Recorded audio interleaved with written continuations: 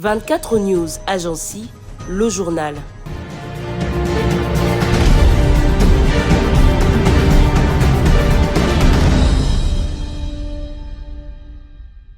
À Kinshasa, la lutte contre le cyberharcèlement prend de l'ampleur. Ce jeudi 13 août, la structure Telema Mwanaya Mapinga s'est mobilisée devant le ministère de la Justice pour dénoncer les attaques visant de nombreuses femmes congolaises sur les réseaux sociaux.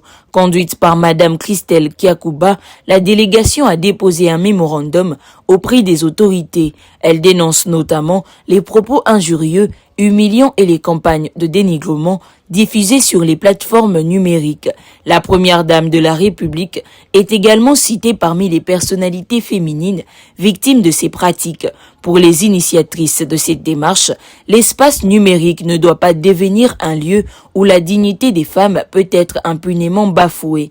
À travers cette action, Telema Mwanaya Mapinga appelle donc les autorités à renforcer la protection des femmes contre les violences en ligne et à faire appliquer les dispositions légales contre leurs auteurs. Une mobilisation qui relance ainsi le débat sur la responsabilité des utilisateurs des réseaux sociaux et la nécessité d'un environnement numérique plus respectueux en République démocratique du Congo. À l'approche du 15 août, la coalition 64 maintient son appel à un dialogue national inclusif en République démocratique du Congo. Selon Dieudonné Bolenge Tengue, secrétaire général d'Ensemble pour la République, cette échéance servira à évaluer les avancées concrètes vers l'organisation du dialogue annoncé par le président Félix Tshisekedi.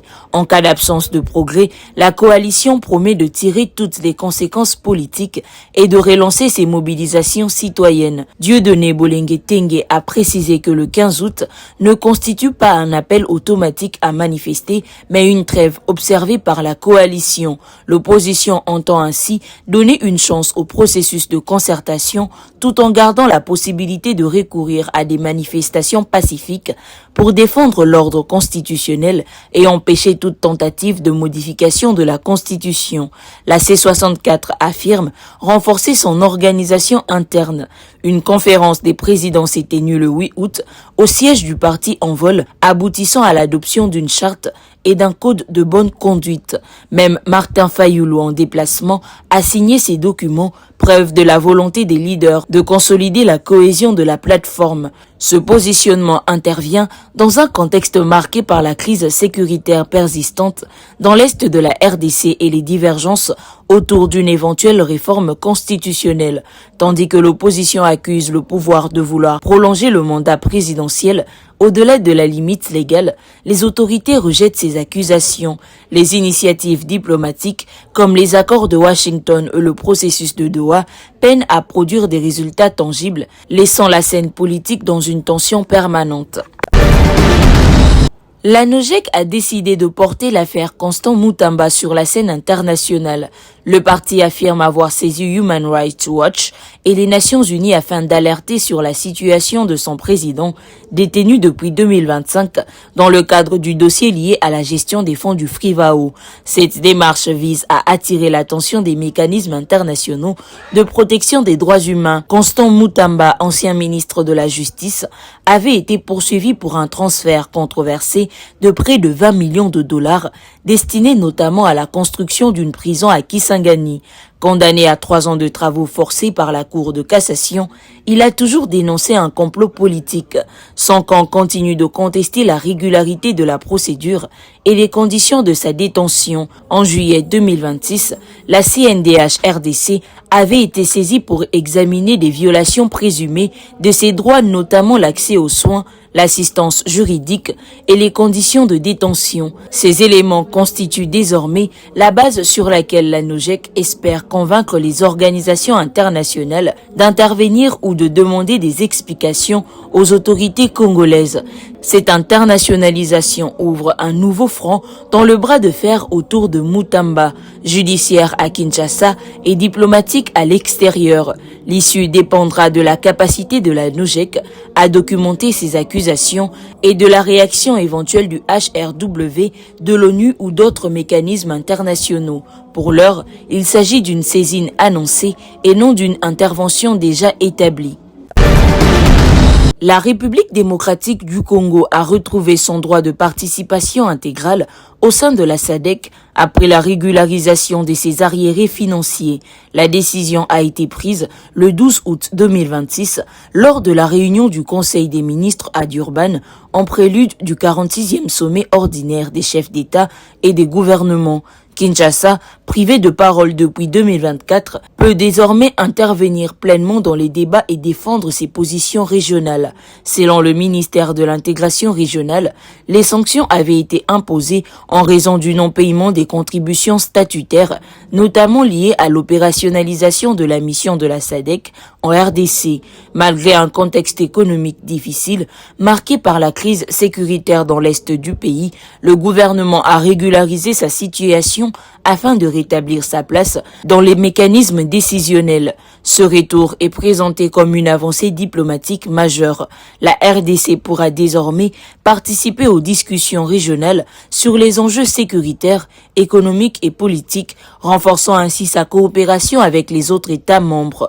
Le ministère souligne que cette décision est particulièrement importante dans le contexte de l'agression rwandaise via la rébellion de l'AFC M23.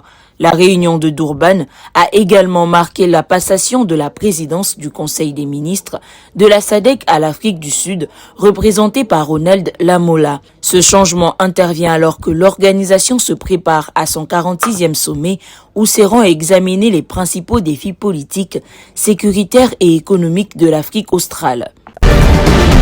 L'hôpital général de référence d'Oicha, au cœur du territoire de Beni, a reçu une ambulance médicalisée remise par le FONAREV pour faciliter l'évacuation des patients, notamment les victimes des conflits armés. Le médecin directeur intérimaire, Dr Kasseri Kanzala Ezaï, a salué ce soutien essentiel, rappelant que l'établissement est un centre stratégique pour la prise en charge des déplacés et des blessés dans une zone fortement touchée par les attaques des ADF. Avec une capacité de 333 lits, l'hôpital accueille régulièrement des blessés par arme à feu et des femmes victimes de violences sexuelles. Le projet financé par le FONAREV a permis de soigner de nombreuses victimes, y compris des personnes kidnappées puis libérées. Toutefois, le docteur Kassereka souligne que la pression démographique liée au déplacement massif dépasse largement les capacités actuelles de l'établissement. La maternité, dotée de 89 lits, enregistre en moyenne 350 accouchements par mois, ce qui illustre la nécessité urgente d'une extension. Le médecin directeur plaide pour un renforcement des infrastructures et des équipements afin de répondre aux besoins croissants des populations déplacées et vulnérables. Le professeur Jean-Jacques Muyembe, directeur de l'INRB et co-découvreur du virus Ebola, dénonce une gestion lente et inefficace de la 17e épidémie en République démocratique du Congo. Dans une interview au journal Le Monde, il pointe une désorganisation interne de la coordination nationale où chaque acteur aurait agi isolément sans véritable cohérence. Cette faiblesse aurait permis au virus, détecté officiellement au printemps, de circuler dès janvier 2026 et de s'implanter durablement dans les communautés. Les chiffres illustrent l'ampleur du retard. Au 7 août, la RDC comptait 4209 cas confirmés et 1916 décès. En quelques mois, la maladie est passée de 3 zones de santé à 53 réparties dans 5 provinces, une propagation jugée sans précédent. Dr Muyembe compare cette flambée à celle de 2018-2020 qui avait fait plus de 2200 morts en 2 ans, soulignant que les niveaux actuels ont été atteints en seulement 3 mois. Le virologue met aussi en cause l'affaiblissement de la surveillance épidémiologique aggravé par le retrait de l'USAID en 2025. La densité de population, les déplacements, les activités minières et l'insécurité complique encore la riposte.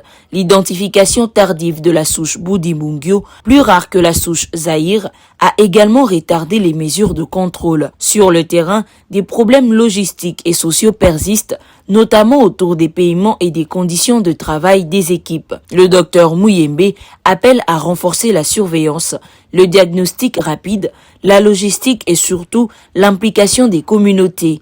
Des essais cliniques sont en cours à Bunia et à Mongboalou sur des traitements comme les anticorps monoclonaux et les antiviraux, mais leurs résultats prendront du temps.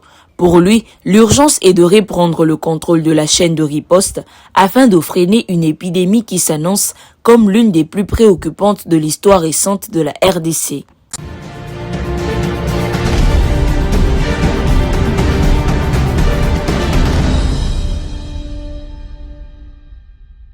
« 24 News Agency, formée pour informer ».